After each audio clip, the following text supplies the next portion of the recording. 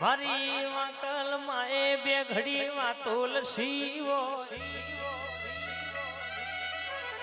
વાયરો વાદળ થી વાતે વડ્યો હોય એમ મારી સોગોદર ની માતા બ્રિજેશભાઈ વાતે વડી છે પરેશભાઈ આજે ભવાની મેલડી હરખે શીરી છે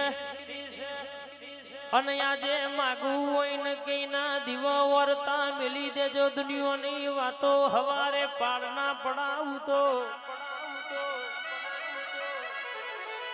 મોડું કરે પણ મોરું નહીં કરું